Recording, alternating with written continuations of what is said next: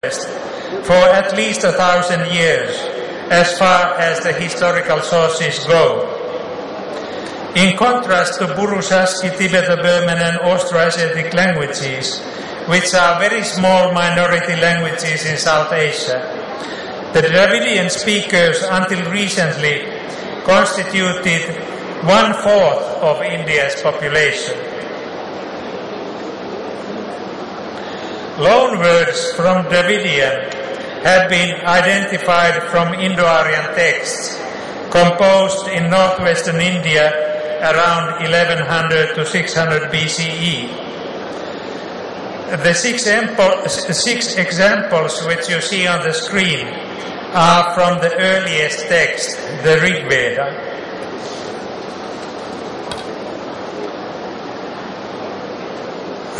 The retroflex consonants, a diagnostic feature of the South Asian linguistic area, can be divided into two main groups, and one of them is distributed over the Indus Valley and the Dravidian-speaking areas. In addition to the retroflex consonants, Indo-Aryan has several other structural features that have long been interpreted as borrowings from Dravidian. Some of them exist at the earliest level. Historical linguistics thus suggests that the Harappans probably spoke a Dravidian language.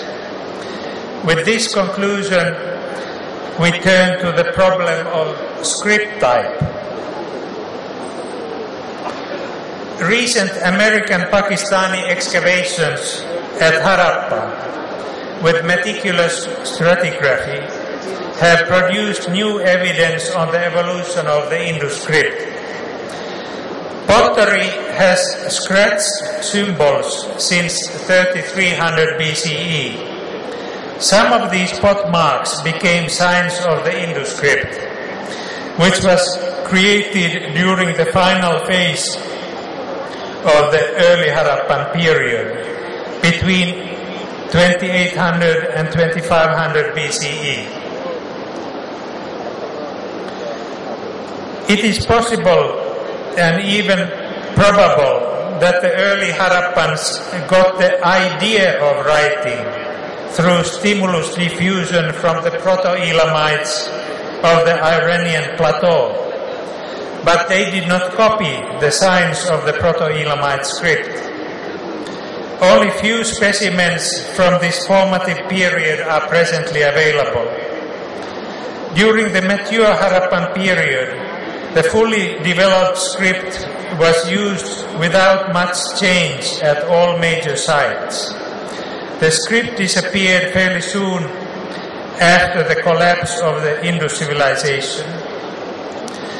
Archaic Sumerian, the oldest logosyllabic writing, mainly consists of iconic word signs or logograms, occasionally complemented with rebus-based syllabic signs, which also initially expressed words. Grammatical markers were at first ignored in writing, but were gradually introduced with the growing familiarity with phonetic signs and better ability to analyze language.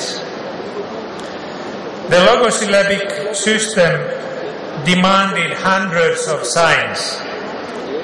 Devising the first syllabic scripts became possible around 2300 BC, when many syllabograms were already in use in the cuneiform script. Logograms could now largely be eliminated.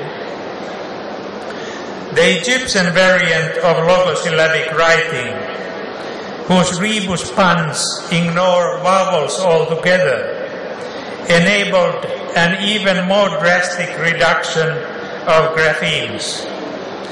Around 1600 BCE, Semitic scribes in Egyptian-occupied Levant started writing their own language with just those phonograms of the Egyptian script that comprised a single consonant. Logosyllabic scripts have hundreds of graphemes. Syllabic scripts manage with less than 100, and most alphabetic scripts with less than 40.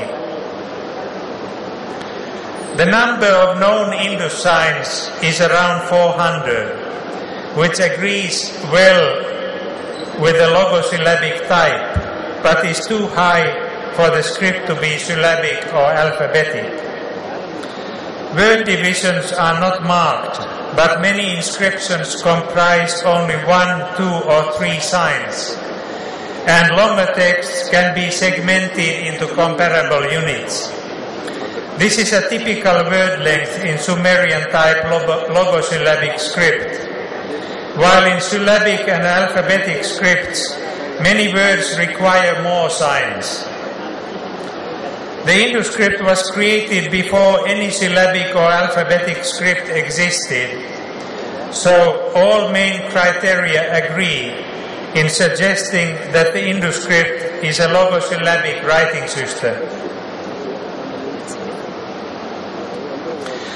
The prospects and methods of deciphering logosyllabic script without translations differ in some essential respects from those of syllabic and alphabetic scripts.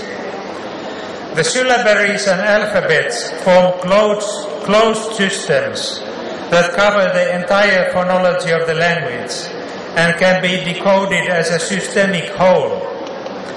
In logosyllabic scripts, there are many more signs and the phonetic bond between the signs is weaker. There is no chance of building such phonetic grids as in the decipherment of Linear B, and a complete decipherment of the Indus script is certainly not possible with presently available materials. Most signs of early logosyllabic scripts were originally pictures denoting the objects or ideas they represented. But abstract concepts such as life would be difficult to express pictorially. Therefore, the meaning of a pictogram was extended from the word for the depicted object to comprise all its homophones, that means similarly pronounced words. In the Sumerian script, the drawing of an arrow meant arrow, but in addition also it meant life and rib, because all these 3 words were pronounced alike in the Sumerian language, namely ti. Homophony is usually language specific, and rebuses thus enable language identification and phonetic decipherment. Individual signs of logosyllabic scripts may be deciphered if 4 conditions can simultaneously be fulfilled. First, the object depicted in a given pictogram can be recognized. 2, the said pictogram has been used as a rebus. 3, the intended rebus meaning can be deduced from the context. And 4, acceptable homophonous words corresponding